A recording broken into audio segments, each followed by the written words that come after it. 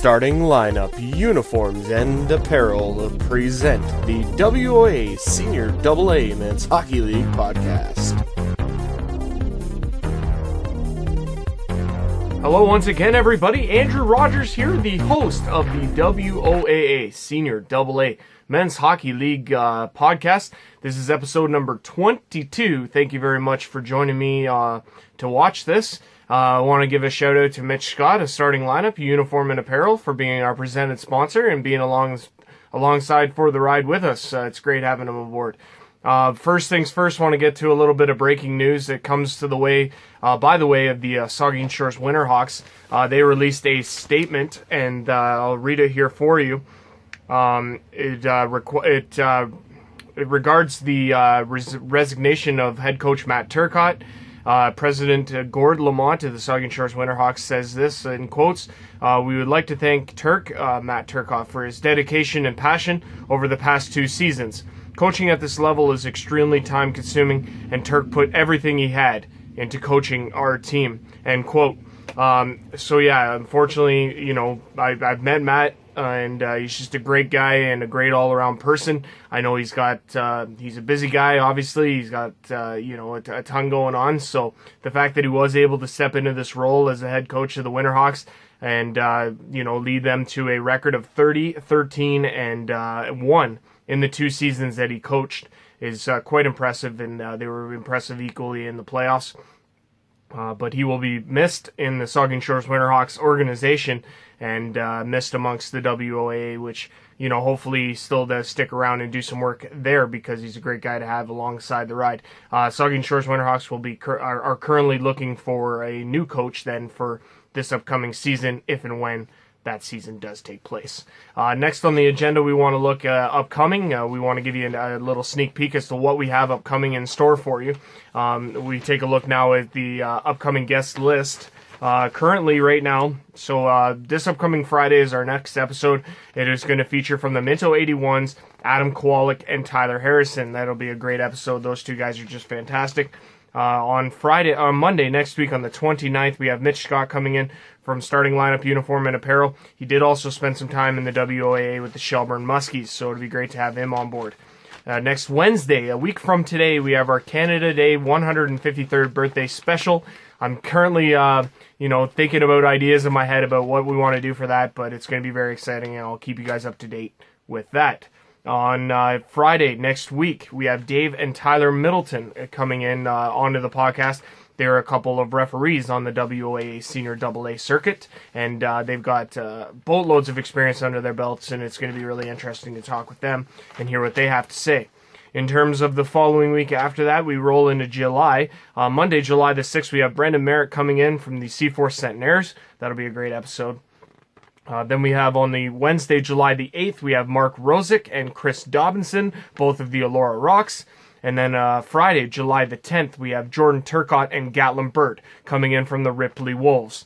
And then we go on to the following week. We have that already booked up as well. Monday, July the 13th, we have Reed Simmons coming in from the Shallow Lake Crushers. Wednesday, July the 15th, it's Curtis Ron from the Milverton Four-Wheel Drives. And then Friday, July the 17th, Bill Ryan, the GM of the Tillsonburg Thunder, comes in.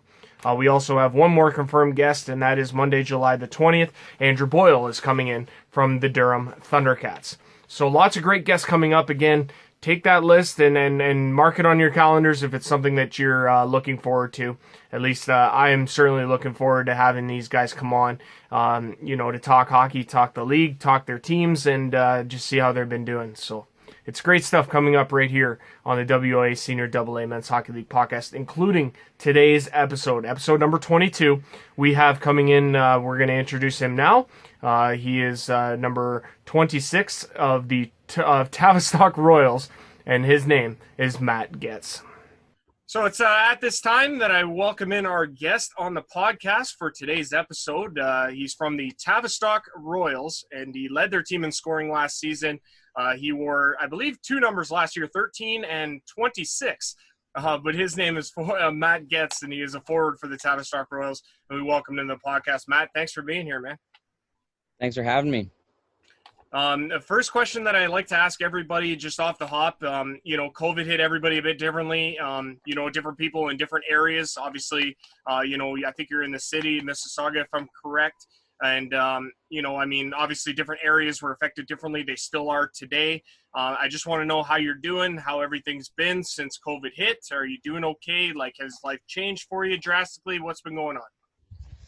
Yeah, it's definitely slowed down, that's for sure. As everyone has kind of noticed. When COVID actually hit, I was down in Florida at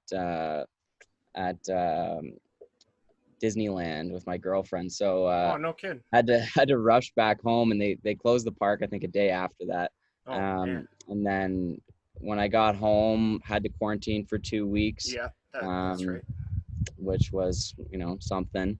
And yeah, since then, just getting used to it, working from home, trying to stay busy. We've got a bit of a property here, so been doing some chores outside, and actually built a golf deck with a net in front of it so I can hit some balls, work on my game. Yeah, just trying to get out on the golf course whenever I can. That's pretty much the only activity we can do right now. So True that. yeah, I'm hanging in there. So what is it that you do for work then so that you can work from home? So I was working for Scotiabank when COVID hit. They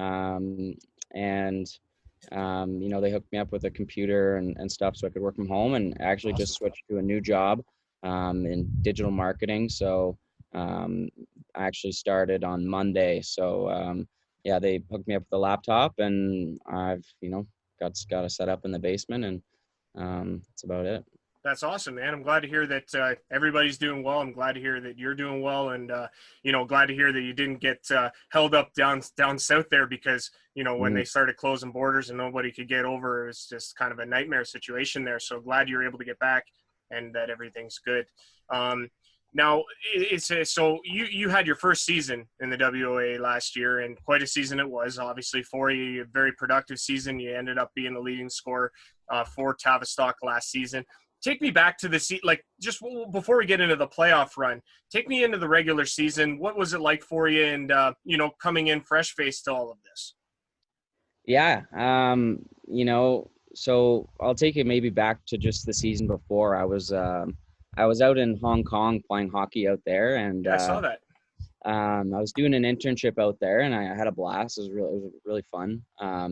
But when the internship was up, I decided to come back just because I would rather be around here, and I'm happy I did because all the riots and everything happened a couple weeks after I left. But yeah, so once I got back, I was just looking for some hockey to play in and a good league, and I was actually first looking at senior AAA loop down in the Hamilton area, just because I'm from Mississauga. So, I'm looking for a team that was close by, and, as they would, they were hosting the Allen Cup that year, and they said, we're only looking at guys that played in the East Coast League or whatever. So I said, sure, no problem. And then I heard about the senior AA loop. One of my really close friends is Tori Ramsire. So she said, yeah, the Tavistock Royals have a team. And so I reached out and said, hey, can I come out for a skate? And came out for a skate, and it was great. I mean, I was really surprised at the level of hockey. It was really fun, brought me back to my junior days. Honestly, we had a pretty good team. I thought we could have put it together and made the playoffs or at least the AA playoffs and taken a run at it. But we made the A playoffs and it went pretty well. Sucks that we got cut short there, but overall it was a great season. I love being out there. Just the people out in Tavistock, really great group, rallied around us and all the guys. Overall, awesome experience, no doubt. So take me back to that, like to the moment that you found out that you wouldn't be able to go ahead with the A championship against Milverton, because you guys had just come off a 4-game sweep of Lucknow, after which you had a first round bye, which is always tough to come back from when you don't play hockey for a few weeks there and to try and get back to full speed. You guys go in, you sweep Lucknow. You're just about getting ready to start that A championship against Milverton, and then boom, the news hits. Like, take me back to when you found out. What was your initial thought? Yeah, initial thought, it was definitely tough. We had a good group of guys, and definitely thought we had a good chance of taking the championship. But obviously we understood, the NHL was canceled and all this stuff. So it was tough news, but yeah, I was just happy that we kind of rallied together, and the first couple games that series were a little bit rusty. As you said, we hadn't played in a few weeks, but by the end of that series, we were rolling and we were ready to get into the next series. And it was too bad, but I think it was the right decision, and we'll just have to take that tenacity and bring it next season for sure. Yeah, because like that's the big question. It's like, because you guys were one of the 6 teams that was essentially affected the most out of all of the 14 in the league, with COVID hitting and everybody being shut down, no resolutions. There's got to be unfinished business going into next season, right? Yeah, no doubt. Next game we play Milverton, we'll definitely have the championship in mind. But it's going to be a new season, probably a few new faces around the team and locker room, and new year, new guys, new challenges to face. So yeah, we'll be moving forward, no doubt. No, right on. Now, so like I say, you come in. So take me back to the experience in Hong Kong. Because you said you played over there the season before. You rack up an impressive 66 points in like 18 games. It's unreal.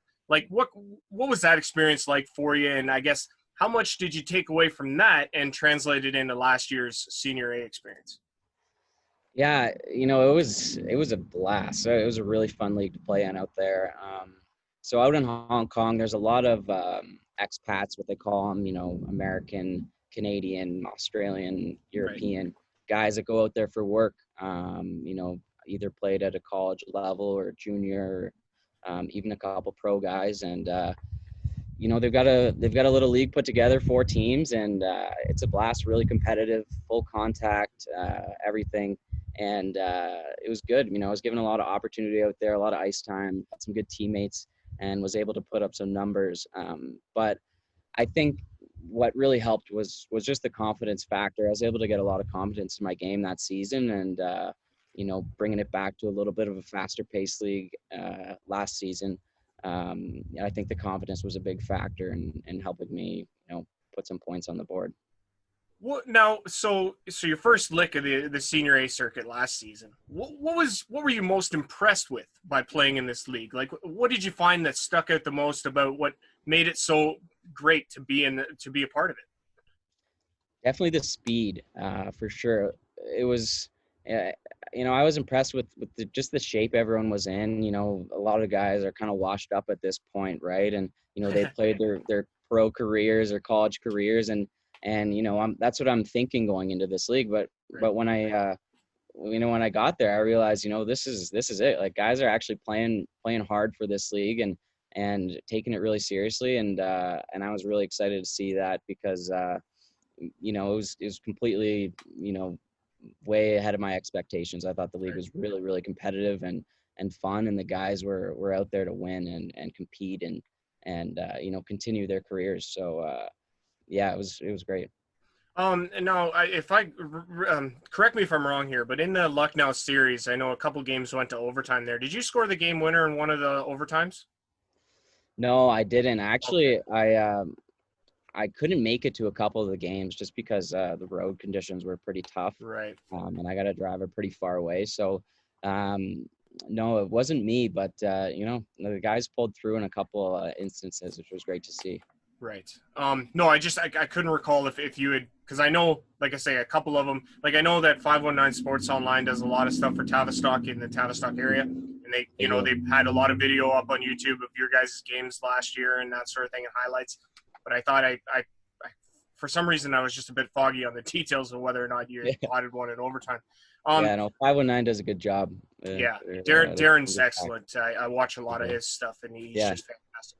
I mean, in terms of like, I model a lot of what I'm doing with this, and I'm trying to do the same things he's doing for this league because I know he's got his hands full with the junior leagues, but he does a great job. Who did you play most of the season with last year, Tavistock? Honestly, I was kind of all over the board. I played with pretty much everybody. And, I thought that was maybe one of the good things that we had is that everyone was kind of used to just playing with each other. Right. Because, in any different situation, you had some chemistry with somebody. So, yeah, there wasn't really anybody specific that I played with, but, whoever I was out on the ice with, we seemed to make it work. Could you pick out somebody that really impressed you that you played alongside? Yeah, I definitely think McCormick is one of those guys. I think he doesn't get a lot of attention, based on stats and stuff like that. People can kind of overlook him, but just the hockey sense he has on the ice and being in the right spot and making the right pass, he was really great to play with. And Troy Williams was also a really smart player. Some of the plays he would make, he'd bounce the puck in off the far corner out into the slot and, create a scoring opportunity. So, a couple guys that don't get a ton of credit, but it's definitely well-deserved. I also heard a lot of praise for Zach Lorenz. I mean, you've seen him play firsthand. Like, how impressive is he to watch out there? Yeah, he's the real deal. And, I think if he, had given it 100% and gone all in, I think he could have had a chance to go pro. Just, the raw skill set he has and, the hockey sense, when he puts it together, he's lights out. But unfortunately, he hurt his knee mid-season, so we didn't have him for the back run, which I think would have really helped us out a lot. So we're hoping to have him back next season and healthy too. So. And then one of the last few players I want to ask you about is Jeff Killing, because he's such a good defender back there, and in terms of when he's out there on the ice with like alongside you, like, does it boost your confidence knowing that he's back there and he's such a stable force on the defense? Oh yeah, 100%. If you've got a defenseman back there that's not extremely confident with the puck, as a forward, you can't do a whole ton, but having Jeff back there, when he gets the puck on your stick, you're confident enough that you can, try to make a route, try to blow past the defender and get a breakaway pass or something like that. Whereas, if that wasn't the case, you'd probably be hesitant to do that and make sure you're there on defense. So yeah, he brings not only that on the ice, but off the ice, he's a great leader. Has everyone kind of on the same page, focused. So yeah, we're definitely really happy to have him on the squad. And then the last player I want to ask you about, you guys had a 4-goalie rotation, which is kind of unheard of in this league, especially given that, generally it's usually a 1 or 2-headed monster in the nets. But I know you guys had 4 different get into at least one game this year. But the most, the goalie who played the most, I think, was Zach Chompy. And I seen him play in Minto. He was just outstanding. Like, speak to his ability and how much he means to the Tavistock success. Well, yeah, for sure. If you don't have any confidence in your goaltender, you're kind of out of luck. So having him back there was really big. And, for a guy that's not so big in stature, he definitely plays like he's big. He's really quick. His ability to recover after a big save, he'll recover across the net for a rebound. And when you think he's down and out, that's where he wants you to be. So he was great for us. We're hoping that he can build on it next season and try to improve our standings. No doubt. Yeah, that Double-A playoffs, you guys were right there all season long, really, and it did come down to the wire. If it wasn't for the great surge by Minto, you guys probably would have been right there. But but yet again, it's one of those things. But speak to me a little bit though about what it was like just to be playing in Tavistock. Talk about the management group there, the coaches. Just like speak to it as if you were to try and sell somebody that was coming into the position that you had last year by coming in fresh, and why they should be picking Tavistock. Yeah. I think Tavistock is definitely a great spot. And the team, the way it's run, it's definitely down to business, get to work, try to get some wins. But we also like to have a lot of fun, and that's one of the big things that I noticed coming to play in this league. Guys are out there to play hard and win, but also have a good time, and whether that's team parties afterwards or fundraisers or going up the Blue Line Club. Everyone's there to have a good time, and the management has been great keeping that vibe around, and coaching staff, they're all in there having a good time, hanging out with the players after the game, and striking the balance between having fun and getting down to work. So the management team and coaching, they're definitely doing well. I know it's not always easy, fundraising wise, so they've got a huge job, just to kind of keep the team going, which is big. And we thank them every day. We get to go out on the ice out in Tavistock, so they've been great. No, that's perfect. That was great. When it comes when it comes to this league, I mean, you're a smaller guy. I mean, you're a little bit smaller in stature in comparison to some of the other big boys that are out there. Did you find that, like, what are the things, like, do you have to find adjustments in your game when it comes to that, when it comes to playing against bigger guys out there on the ice? Do you find that you have an issue with that, or is it just one of those things that you've learned to adapt? Yeah, I've kind of always had to deal with that. A lot of guys see me out there and say, "Hey, oh man, I'm gonna line him up for a big one, right?" Yeah. He's going. But I've been able to avoid it most of my career and just kind of slither away and be in the right spots and be a bit slippery. So that's kind of the game I like to play, and some games do get out of hand when we go down in Petrolia. It's usually a bit of a shit show, but no, I haven't really had any issues with it or had to make many adjustments. It's hockey. Guys are physical, and honestly, I kind of like it a little bit more physical because some guys can get out of position that way. So, yeah. Right on. I want you to take me back to, like, your upbringing in hockey. I mean, obviously everybody, can usually pick out a few instances here and there that kind of stand out amongst the rest in terms of hockey memories. Do you have any that stick out vividly for you that were particularly up there in terms of ranking? Yeah, growing up in hockey, played in the GTHL my whole life up until my draft year, and in minor midget, and I went out to the OMHA and played in Oakville. And I'd say getting drafted to the OHL would probably be one of the biggest things, and being able to go to those camps and play with some guys that turn out to be professional players and gain that experience. That's definitely the biggest one. And playing in the OHL Cup that year, we had a great team. We were an underdog story, and we actually beat the team who won it all in the round robin. The Mississauga Rebels, they had Sean Monahan and a couple other good players that year. So I'd say that was probably one of the best memories, no doubt.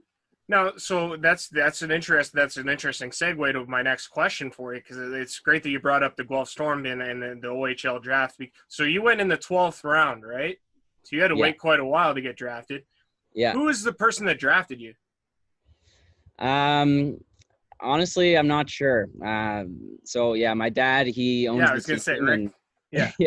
He's the guy. So there's a bit of an unwritten rule. A lot of the guys don't draft other owners' kids. Okay. There was a bit of a scandal a few years back. I know Kirby Reichel got drafted to a different team. Okay. And I've heard his dad owned another team, and they're trying to finagle something. But but it was my dad. He's been involved with this farm for a long time. No, so, like, was that kind of the icing on the cake for you in terms of being drafted? Like, if you were going to be drafted by any OHL team, it'd have to be the Guelph Storm, right? Yeah.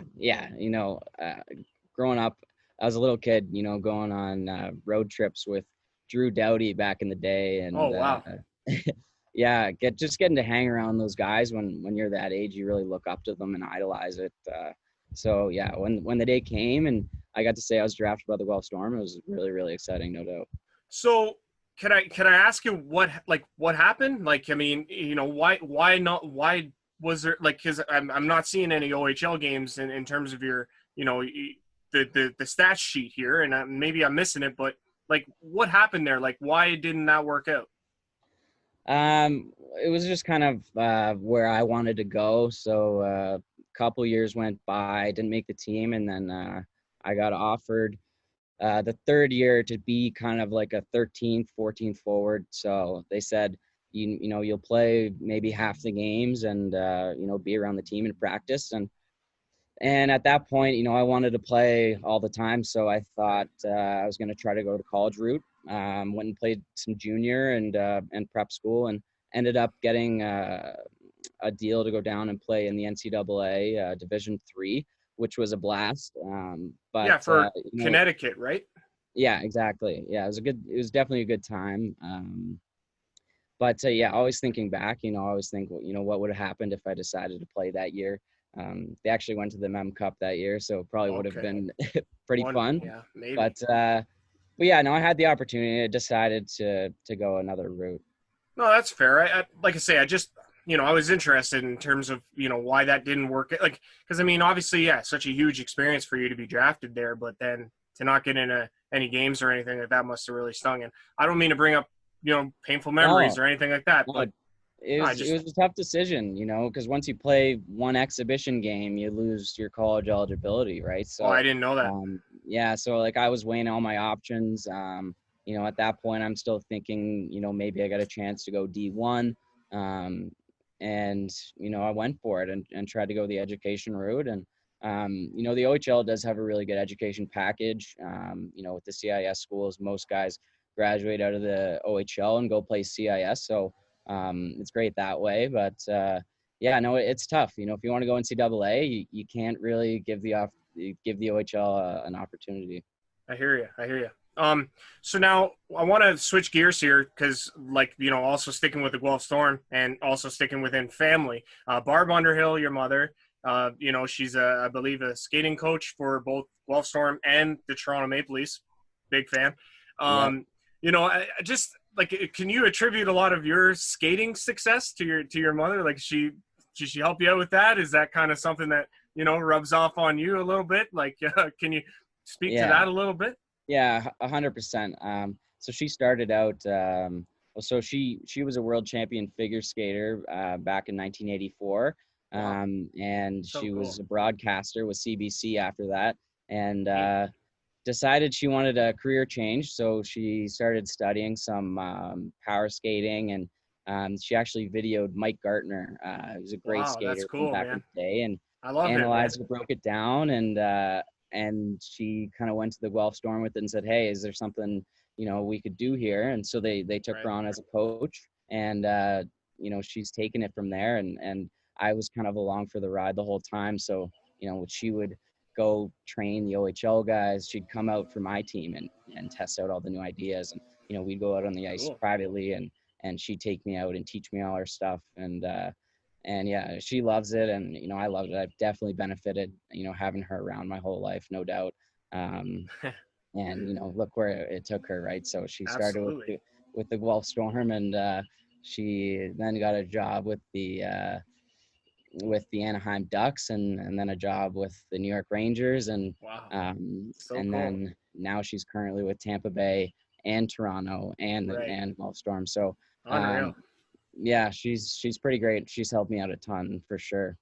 Do you have like a fond memory? Like, is there something like a memory that sticks out to you about like what would be like the coolest experience? Like, I mean, that was associated with her and her position. Like, did you get to meet anybody? Like, really? Like, I mean, Mike Gardner's huge. Don't get me wrong, but was there any sort of more like high profile type guys that come along, or no? Yeah, definitely. I've definitely met a few guys. I've met a few of the Leafs players and stuff, but one guy for sure that comes to mind is He was only with Tampa Bay for a little stint, but that was Marty St. Louis. Oh, beauty. He's an idol of mine. Smaller guy playing in the Makes NHL. sense. Makes sense. I Yeah. was able to spend a couple days with him, and he put me through some training drills No while way, man. That's so cool. she was out skating with him as well. So that was definitely a really cool experience. He's a really great guy, really down to earth, and just so talented and crazy. So Oh, it's unreal, that dude. was really cool. So is it fair to say that then you were a huge are you a Tampa Bay Lightning fan? Are you a Leaf fan? Which one is it? Settle the debate. Yeah, no, I definitely cheer for both of them. I think I'm definitely a Leafs fan when it comes down to it. If they were to play in the playoffs, I'd be going Leafs. But It'd be interesting if they played against each other, though, wouldn't well, yeah, but at least I'd be guaranteed one team to get through the first round. it? Fair enough. It But wouldn't be the Leafs. They don't typically get out of the first round. no, and after last year, Tampa Bay neither. So Yeah, that was unreal. Columbus, right? Yeah. Jeez. I just want one of them to do well. If Barb could get a Stanley Cup ring, that'd be pretty. Oh man, wouldn't that be something? So, Wow. Yeah. That would be cool. So like obviously we know how much of an influence your parents had on you in terms of your hockey upbringing. Could you pick anybody else that had a heavy influence on your success in hockey? Yeah. So my mom and dad were definitely huge for me. My dad coached me ever since I was a little kid up until about the junior level. So I'd say it was definitely them two that are definitely, the biggest players in that. But just, some of the people that I've been able to meet, like off the ice, my dad's good buddies with Paul Henderson. Oh, wow. Cool. I got to meet him once. Yeah, he's just so down to earth, so humble, and just being able to hang around him, one of the all-time greats, and just Absolutely. see how he acts and how he attacks life. That was definitely really cool, and helped build my character and all of that. But yeah, my mom and dad, they've been huge for me. There really isn't one other person that can compare. Fair enough. I like that, man. I could appreciate that. Thanks for that. That's awesome. So you're 25 years old, man. You're one of the young bucks of this game in this league for sure, no question. But at the end of the day, when you look at it as a whole, why hockey? Well, you start so young that you don't really have another choice around here. But I fell in love with it at a really young age, and I think what it is just the team being able to be around the guys and work together for a common goal, and it's such a unique sport. It's so high paced and physical, and you got to be so skilled, and being able to kind of put the whole product together as a team is great, and working on your systems and all that stuff. It's just really hard to beat. Hockey's such a great sport, and there's a lot of really great people involved in it. So yeah, it was a no-brainer. I like that, man. No, like I say, I was just curious as to like if there was like I always want to know like why people I mean I know how great hockey is, but I always like to hear what other people say in terms of that. I usually feel like it's going to be the same, but you just never know because everybody could have a different opinion on it. When it comes to this league in particular, a lot of the guys that I talk to, they often talk about numbers. They talk about guys making commitments and making sure to follow through on those. Like, what's your opinion on that? Like, and like, how big of an importance do you put on that in terms of making sure guys are at practice, making sure guys buy into systems, that sort of thing? Yeah, I think structure is really massive in this game. If you've got, it's a team game for a reason, right? If you've got a lot of individuals out there just, coming out there to have fun, maybe try to make some dangles and score a couple goals, you're not going to win as a team, and you're also not going to have as much fun. So yeah, it's tough in this league because everybody's got jobs on the side, and can be far travel for some people. So sometimes you can't make every practice, but the big thing is when you're there, the guys are focused, and your coach has got the team kind of thinking together and you've got some sort of a plan. And, you know, when it comes to games, just being prepared, well rested, and ready to go. So, yeah, preparation is huge. It's really big. And, you know, you see underdog teams taking out, you know, the big guns just based off, you know, strategy. That's all. Yeah, no, you talk about preparation. That's an interesting one because, you know, this league, I've noticed how it's changed over the years. Obviously, it was your first year, but in the years past, it has changed and become a younger man's game. It's more tailored to individuals like yourself. Now, where in the past, you could literally just step onto the ice, do your thing, and get off the ice and go, and without even bothering to hit the gym or do any sort of workout or have any sort of routine. Do you find that, like, how do you find your preparation going into any sort of like a game or practice or any sort of like let's say for next season, what would your preparation look like?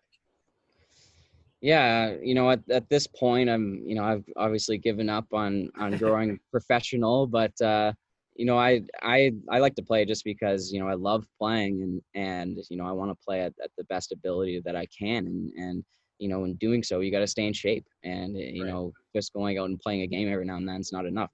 So yeah, being in shape, being fit, and for a guy like me, I'm not going to really overpower anybody, so you know, I'm just going to try to make sure my cardio's up and, you know, my agility and speed. And, you know, I'm trying to take it to the other guys that way.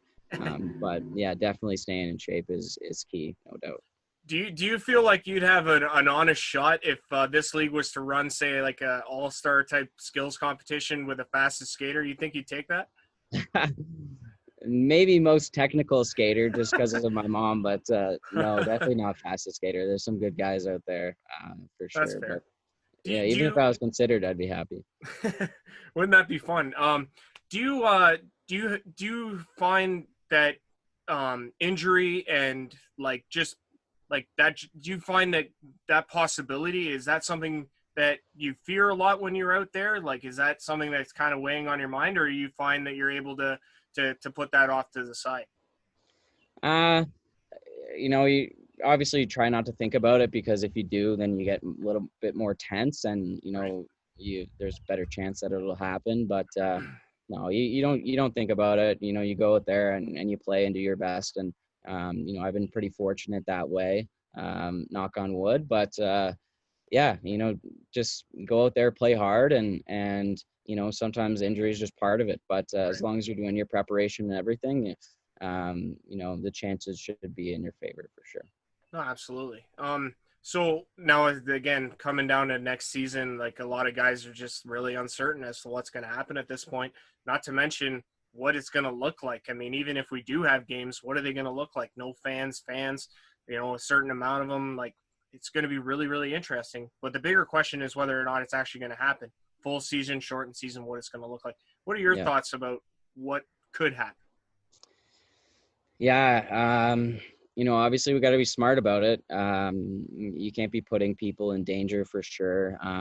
But it's hard, right? Because, you know, a lot of these teams rely on the fans to, you know, keep you know, the team going money wise, financial wise. And so without the fans, you know, it'd be really hard for a team to stay afloat. Um, but, you know, also, I mean, when it comes down to it, like you want to play whether there's fans or not, in my opinion. Um, but yeah, it's like it's tough. We just got to keep, you know, doing our part, trying to stay as healthy as we can, and hope that, you know, by the time the season rolls around, we're in a position where we can go out there and put some games on the ice. But yeah, there's a lot of question marks. I don't know, and I think, you know, it's probably better safe than sorry at this point. But Right. yeah, we'll just kind of see how it goes, I guess. Now, so like, I want you to speak about playing in front of the Tavistock faithful. I mean, I guess how much did that change the perception of, you know, like, because obviously it's important when you go out there to play in front of a good crowd. I mean, how much did that help with you guys this past season? Yeah, definitely. I mean, if you're going into a rink and there's no energy coming from anybody else in the rink but you and your teammates, it's harder to get up for it for sure. Yeah. But yeah, I know having people in the city come out and root for you guys and have a good time. I think that's really important for a good team, no doubt. And we're definitely really thankful that they came out and supported us, and we're hoping next year they can do the same. But yeah, no, I was surprised, honestly. I hadn't been out into some of these small towns, so I didn't really know what to expect. But first game I was out there, we packed the stands for the home opener, and it was a blast, and they stuck around all year. So hopefully we can make the AA playoffs for them next year, and make a run for it. That'd be nice. Like I say, I was really impressed with you guys all season long, and really, like I say, it came down to a few points there that separated you guys on the A side to the AA side. Again, like, so what I think I'm just trying to think of questions in my head to ask you, but the thing is like, yeah, this league is so great, and this league has come a long way in the years that it's been around for. And again, being so fresh faced to this league, I can attest to that for you, is that this league has come a long way. And speak to like how competitive, because I felt like, I know it was one of the most competitive seasons it's ever been in the league. What did you notice from a player's perspective on how the season played out in terms of a competitive nature? Yeah, definitely. We, a couple of games we, took our foot off the gas on maybe a team that was at the bottom of the standings, and they took it to us. It's really one of those leagues where anybody can win any game, and it's really easy to get up for the games where you're playing against one of the top dogs, and kind of the opposite when it's the other way around. But you just gotta grind it out and get up for every game, because anyone can win. So I was really hoping we could make the playoffs, because I think it was anyone's game, and I wish the playoffs kind of played themselves out, because it would have been really interesting to see who came home with the trophy. No doubt. And that's the biggest thing, is that, like, no trophies, no resolutions. That was really the biggest stinger, I think, from all the 6 teams that were affected, especially you guys. Like I say, I was really impressed with your season specifically, individually, and your team season as well. And I look forward to seeing you and Tavistock back on the ice next season, if and when it does happen. Matt, do you have anything else that you want to say before we let you go here? No, I'm just hoping for a season next year to play with, and hoping we get the guys back together, because I don't live out in Tavistock, so I don't get to see them very often. So you're missing hockey. Exactly. Get back on the ice for sure. Well, there you go. All right, Matt, it's been an absolute pleasure having you on. It's been an absolute pleasure talking with you, and I look forward to coming out to Tavistock and having you guys come back to Palmerston, and to be able to see you play some more. So we thank you for joining us, and we'll see you again for sure. You're welcome back on anytime. Thanks for having me. I really appreciate it. Once again, I want to say thank you to Matt Gaetz, our guest at this today's episode of the podcast, episode number 22 from the Tavistock Royals. It was great having him on. It's great having being able to talk with him, and he's welcome back anytime, as mentioned. Like I said, upcoming, our next episode that's coming up this upcoming Friday will feature from the Minto 81s, Adam Kowalik and Tyler Harrison. We're really looking forward to having those two guys on. It should be a blast of a conversation. You won't want to miss that. I want to thank Matt for coming on today. We want to thank Mitch Scott, a starting lineup, a uniform and apparel. And once again, as always, I want to thank you, the viewer, for watching this podcast. It wouldn't be possible without you, so my deepest appreciation for you guys continuing to watch and support what we're doing here. I am Andrew Rogers, the host, saying so long, and we will see you